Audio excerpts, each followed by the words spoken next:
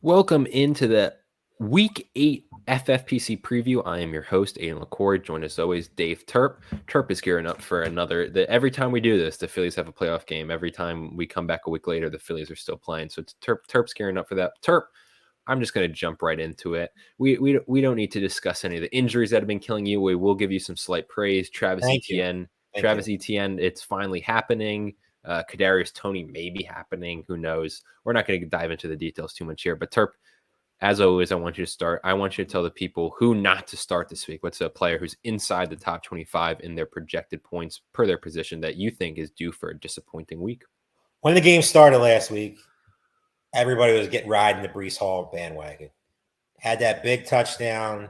I saw some tweets. He's #1 player next year. And then devastation happened. Breece Hall out for the season. It was definitely a killer for fantasy owners. You know, he was definitely finally taking over that offense and, taking it to the next level. So his backup will be Michael Carter, and Michael Carter will be extremely popular this week. James Robinson, who they just traded for, is a guy that, I don't think really has, he's definitely started getting phased out like we just talked about with ETN. So I feel like Michael Carter is going to get a lot of the work.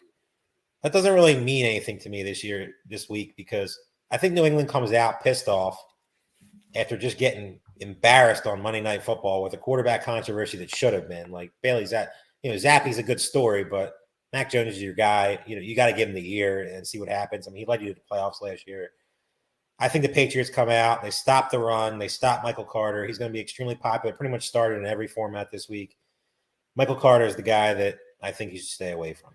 Yeah, in Terp, last week you hit A.J. Dillon was your don't start, and it was an A.J. Dillon plus Packers are going to lose again. Terp, it's not trendy anymore to pick the Packers and Bucks to lose. It's expected. What the heck is going on with A.J. Dillon? They complain about Aaron Rodgers complains about all these receivers and how they need to sit down and get some new guys. How about figuring out the ball? How about figuring out a way to get that guy the ball? He's a freak. For him not to be utilized more, I don't get it. Yeah, so you were right on that. My friends don't let friends start last week was Matt Ryan, so 2 wins for us right there.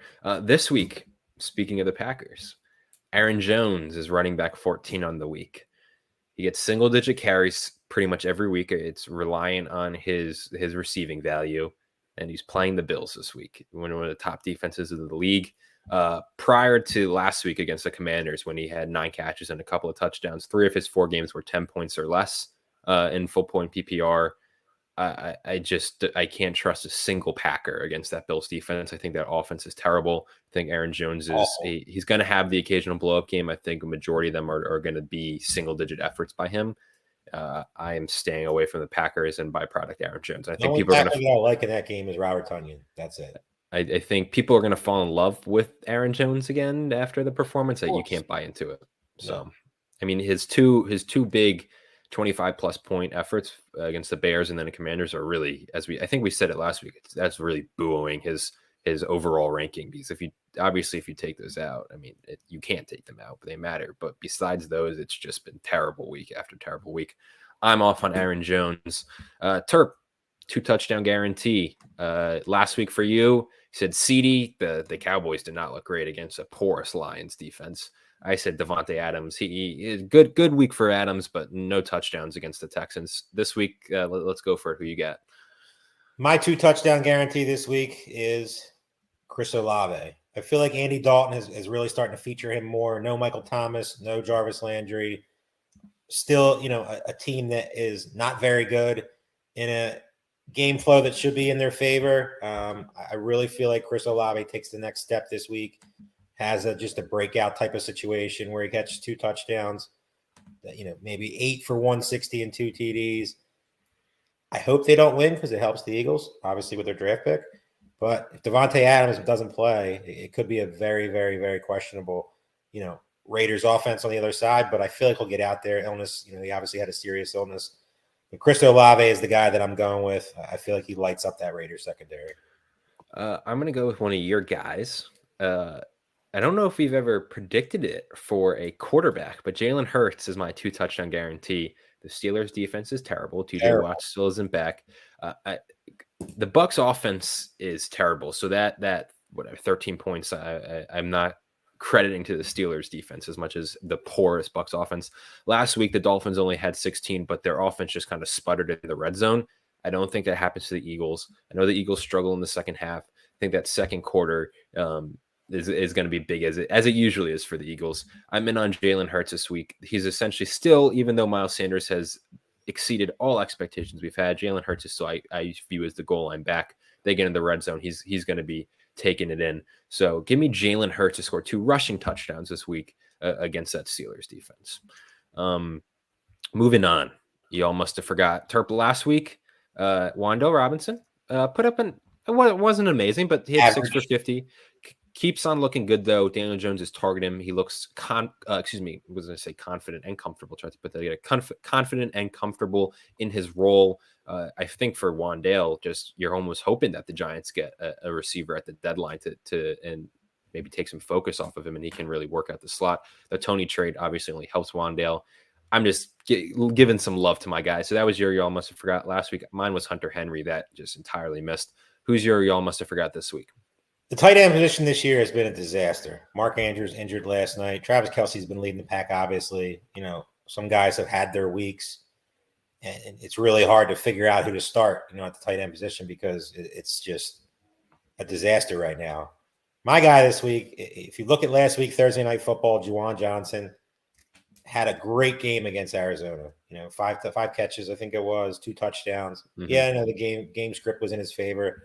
So I'm going right back to, the tight end and playing the same team, Irv Smith, Arizona. Their linebackers are supposed to be the strength of their team, and they have not been good at all. Secondary has been average and getting pretty much beat up everywhere.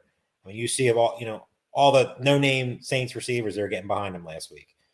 Irv Smith, I feel like, is starting to come on. I feel like the Vikings are extremely talented offensive team. Obviously, Jefferson, Thielen, Cook, and I feel like Irv Smith's starting to, get healthy, get more acclimated in that offense.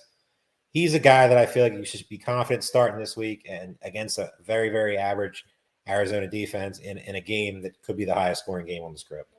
Yeah, it's very easy to go to the tight end position for these y'all must have forgots because it's so bleak sometimes, and you just find a guy in that 15 to 25 range, mm-hmm. and we say, so I'm doing the same thing. A guy who's actually I've put in this spot before, and he turned around after I said y'all must have forgot about Dalton Schultz, and he gave me 0 catches for 0 yards.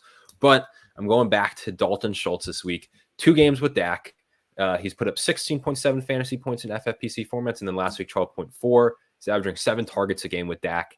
It's simply him and Dak seem to have a connection. Dak loves looking at him. I'm just kind of in on Dalton Schultz with Dak. He was one of my guys in the preseason, so I'm just going to keep on rolling that out. I'm buying into kind of the Cowboys offense continuing to rise. Zeke might be out.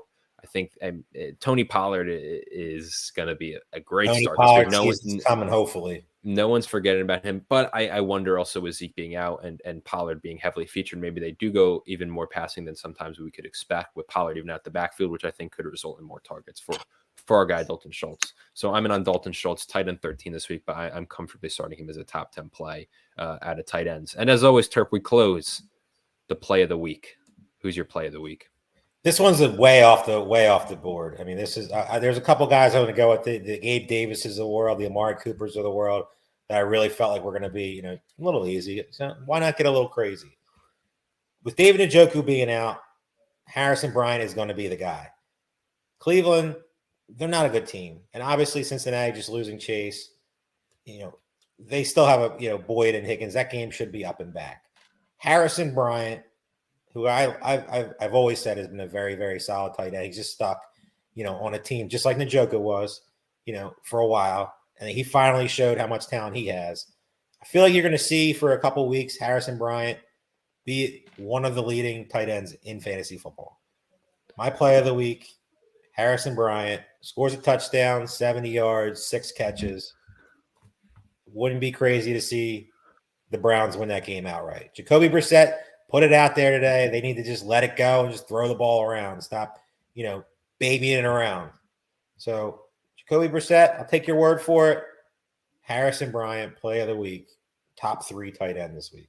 Yeah, per Fantasy Mojo, Harrison Bryant was the most picked up player during the Wednesday waiver run in the Football Guys Players Championship. Over 1,000 teams picked him up this week. My play of the week, I'm going to give you two because one of the guys is questionable, and I gave one of these a couple weeks ago, and he didn't end up playing. I think it was a couple of 2 touchdown guarantees I had. I think Gabe Davis was one and Bateman was the other, and they both ended up playing. But Deebo Samuel's questionable. He needs to hopefully log a practice today. That hasn't been released if he did or not. He's wide receiver 17, though, with that questionable designation. He's playing the Rams.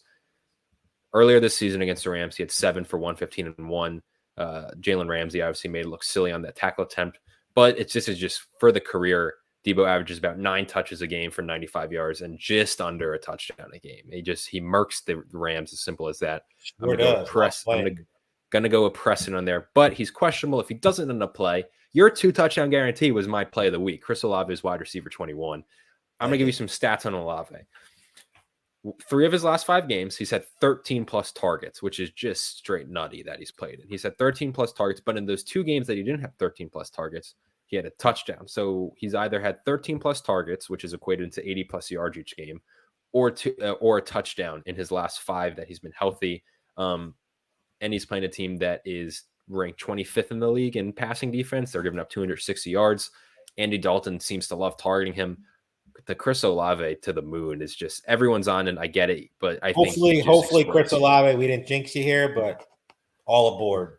All aboard. I mean, he is fantastic. I think he's a rare one. Those early season underlying stats have really panned out when people were talking about his air yards and all that. Maybe wasn't equating to great fantasy success, but people were saying to buy. I think he is the one who has most come around on those early season underlying stats. Chris Olave, my play of the week, playing that Raiders secondary, absolute to the moon. So Terp, that's going to do it for us. Good luck to your Phillies. Phil's in 5. Phil's in 5 is the prediction. That's going to do it for us. We'll be back here for week 9, and we'll see everyone then. Good luck.